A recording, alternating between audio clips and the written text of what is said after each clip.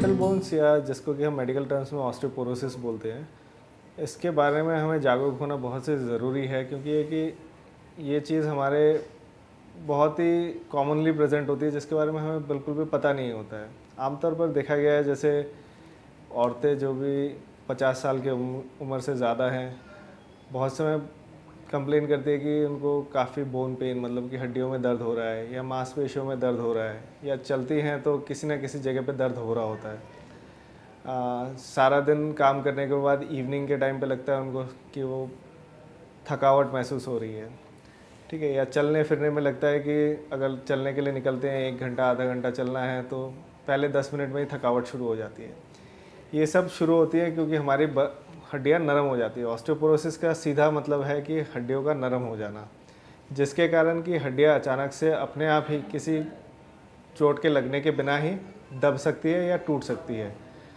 तो इसको लेकर सचेत होना ज़रूरी है, इसलिए क्योंकि अराउंड हमारे 80 to 90%, 80 से 90% औरतों में आफ्टर 50 ईयर्स ये पाया जाता है।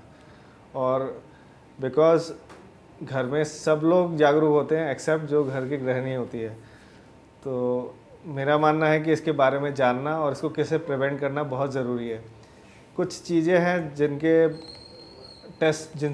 टेस्ट से हम जान सकते हैं कि इनको ऑस्टियोपोरोसिस है या नहीं है।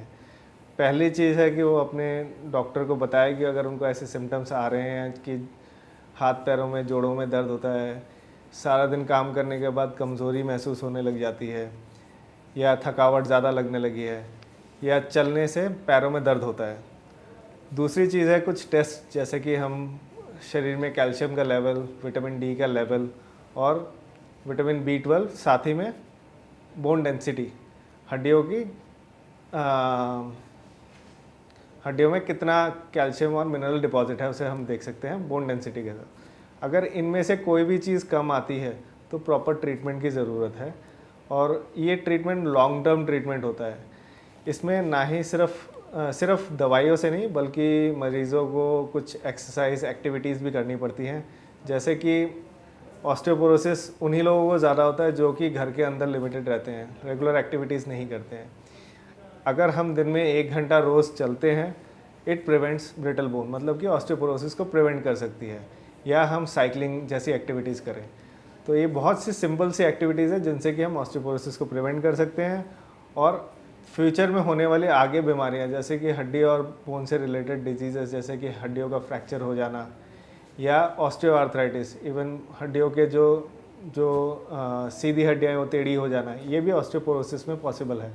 तो इन सब चीज़ों से हम बच सकते हैं। दूसरी है कि जैसे बहुत लोगों को कमर दर्द होता है, क्योंकि कमर की हड्डियाँ नरम हो जाने के कारण वो दब जाती है अपने आप, तो इन सब को हम प्रिवेंट कर सकते हैं। ये एक कम्प्लीटली प्रिवेंटेबल डिजीज़ है, फीमेल्स में ख़ास तौर पर, औरतों में, और जिनकी उम्र 45 से 50 है, जिनका पीरियड्स बंद हो गए हैं, मतलब कि मासिक बंद होने के बाद ही ये शुरू होता है। तो इसको हम डेफिनेटली प्रिवेंट कर सकते हैं। तो ऐसी डिजीज़ के बारे में जानना डेफिनेटली ज़रूरी है।